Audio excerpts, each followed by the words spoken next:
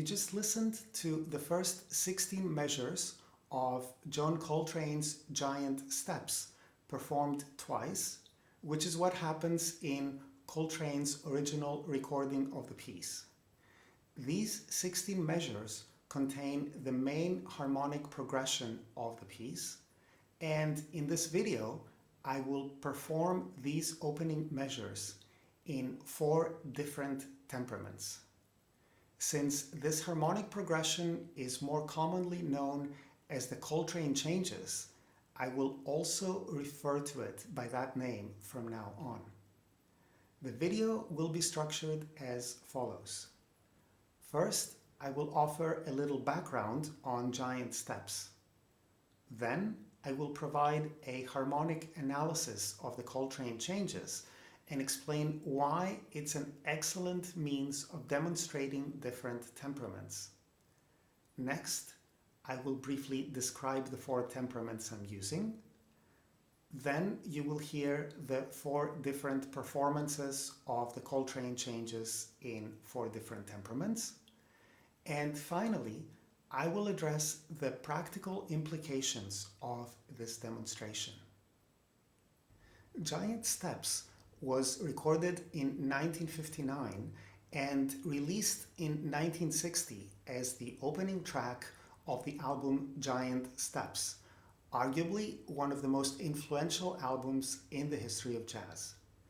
The piece Giant Steps is considered to be very difficult in terms of performance because improvising over its chord progression poses significant challenges.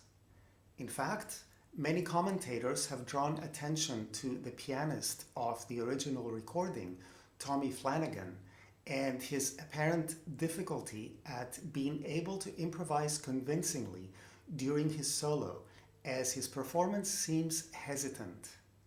To Flanagan's defense, he got the lead sheet, in other words, a piece of paper with the chord progressions written on it, right before the recording session, while Coltrane had already recorded the piece a couple of months earlier at a slower tempo and using a different pianist who, incidentally, declined to take a solo. So rather than dwelling on possible shortcomings, I rather consider that what Tommy Flanagan managed to achieve under the circumstances was admirable. What makes Giant Steps so challenging is its harmonic progression, the Coltrane Changes. On the surface, it seems that the entire progression consists of nothing more than successions of dominant to tonic, in other words 5-1, or 2-5-1 chords, which is about as normal of a progression as you can get. Let me show you what I mean. Let's suppose for a minute that we are in C major. So basically we have the tonic chord, which is C major. The 2 chord will be in D. It's a D minor chord. And then of course the 5 chord is built on the 5th note, G. And basically this progression, 5-1, or 2-5-1,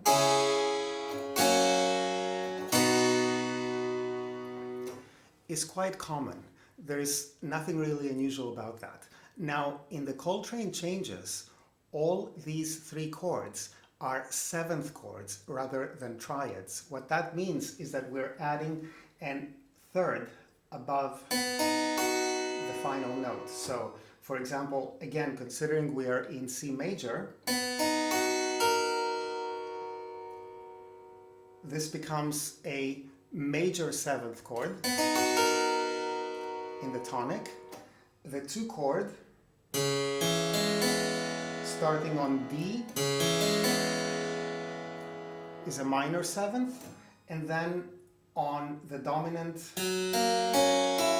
starting on G, we call it the dominant 7th chord. So if I were to play now using these 7th chords, the harmony becomes a little richer and the conclusion back to the tonic is a little less closed, let's say, because this extra added third opens up the sound a little bit, makes it a little less conclusive, let's say.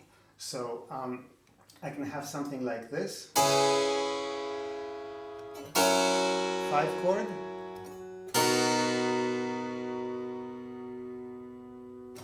So to me at least this sounds a little more open-ended. And in the opening performance that you heard at the very beginning of the video, I also played some chords that had extra thirds added to them. In other words, instead of a 7th, we could have a 9th chord, etc. Now, especially in jazz, this is still pretty much standard fare. The difficulty lies elsewhere, and more specifically in that each of these standard progressions appears in any one of 3 tonalities: B major, G major, and E flat major. These tonalities are a major third apart from each other and thus form an augmented triad when their roots are played simultaneously. In other words, here's B, here's G, and here is E flat.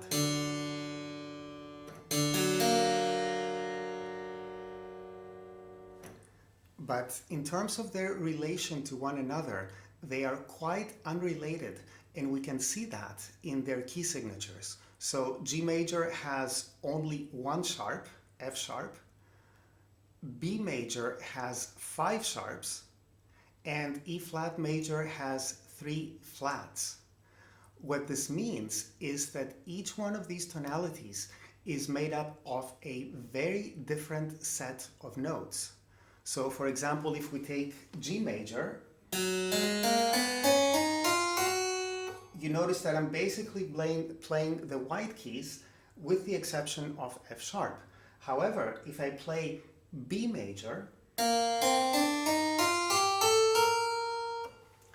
I'm playing mostly the accidentals. I was going to say black keys, but of course here everything is reversed, so the white keys are the accidentals. So if we look at what is happening in the Coltrane Changes in terms of tonal centers, things suddenly become very complicated. Let me play the entire chord progression using 7th chords.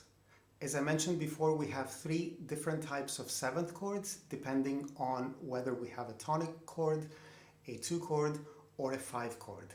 And what I'm going to do is that as I'm playing these, I'm simply going to tell you what tonalities they're in.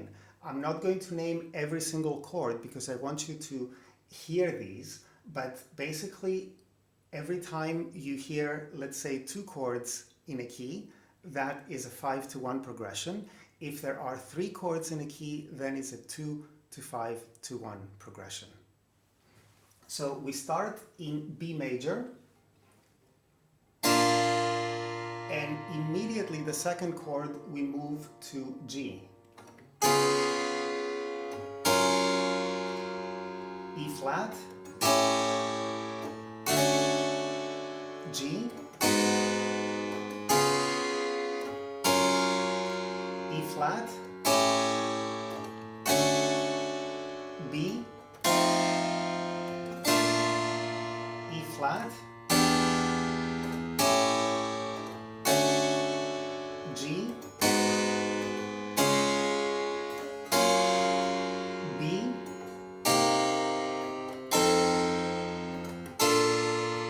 E flat,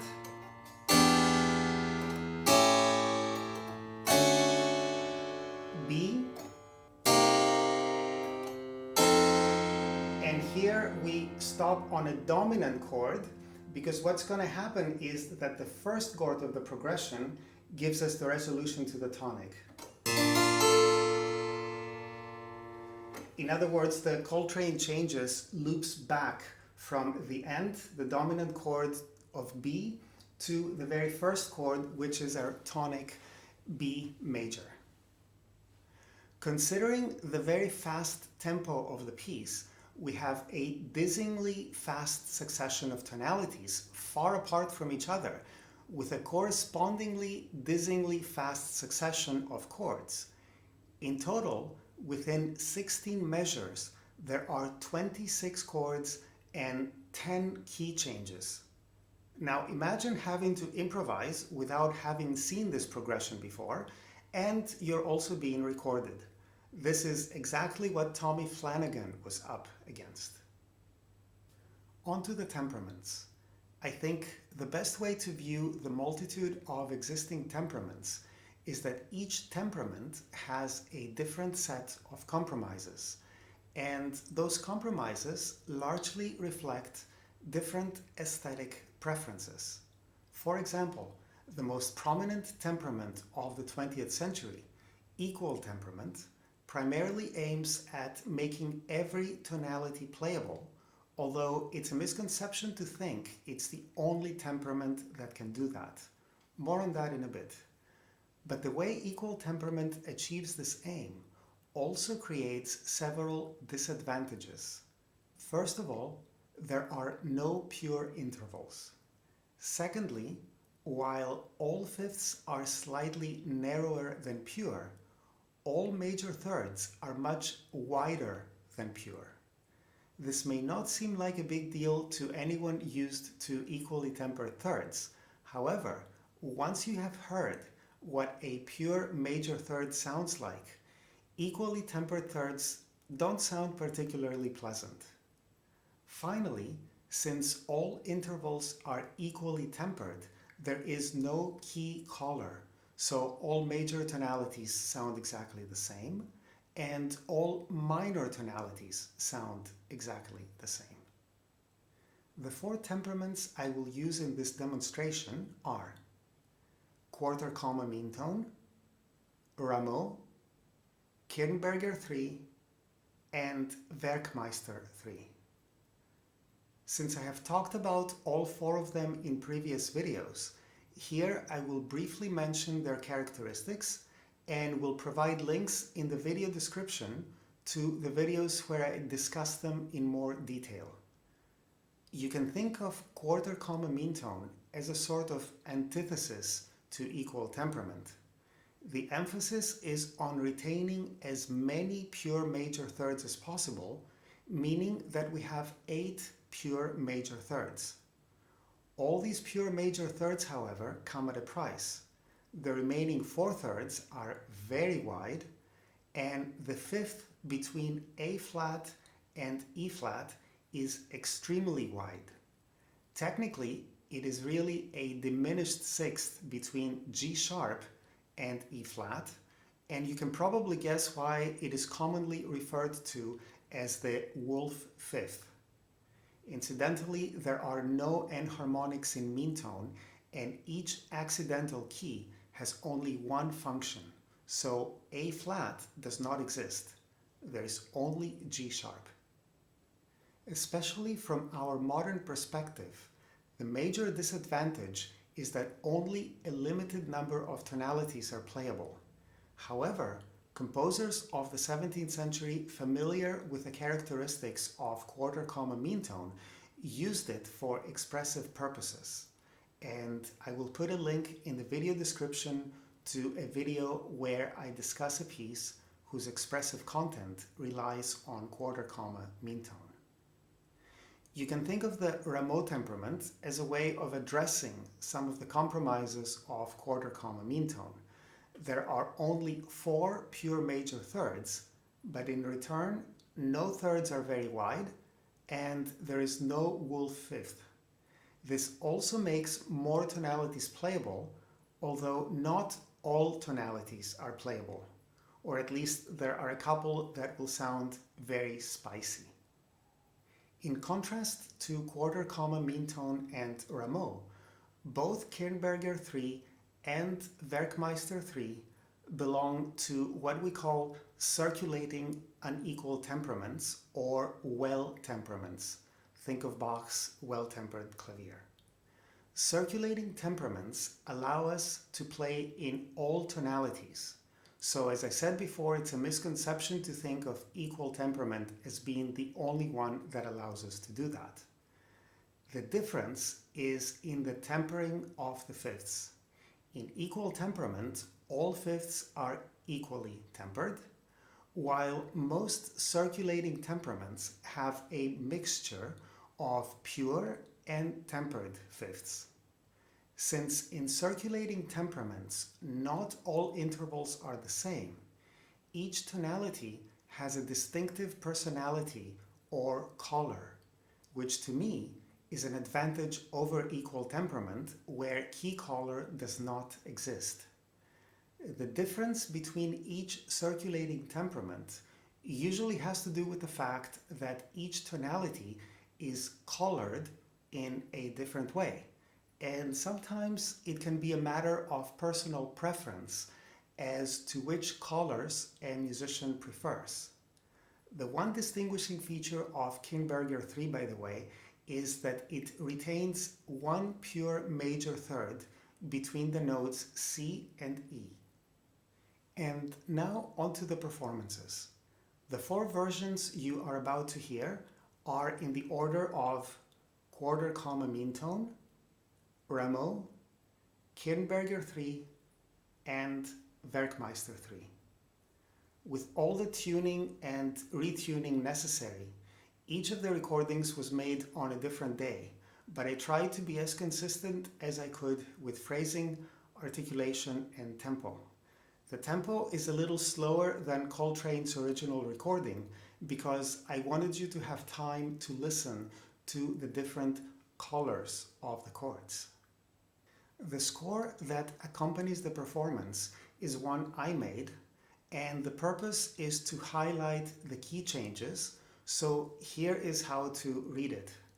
First of all, I have notated all the chords I play, but not the added runs, flourishes, etc., so you can concentrate exclusively on the chords and how they change. The chords are written in three different colors depending on which tonality they belong to. Orange denotes the tonal center of B major, light blue is G major, and purple is E flat major. Finally, underneath the chords, I have notated their basic function within the tonality. In other words, whether they are a 2, a 5, or a 1 chord. Again, to keep matters simple, I have not indicated inversions or whether they're 7th, 9th, etc. chords. The entire progression will be played twice, just like in Coltrane's original recording. And this way you can hear how the final chord of the Coltrane Changes, a dominant in B major, loops back to the first chord, which is the tonic of B major.